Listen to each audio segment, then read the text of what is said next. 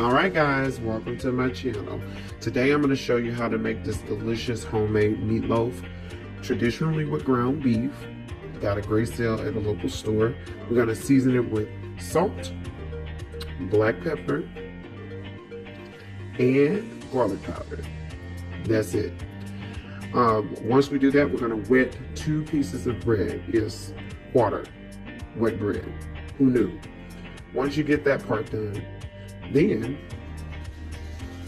you're gonna make sure you throw in 1 egg.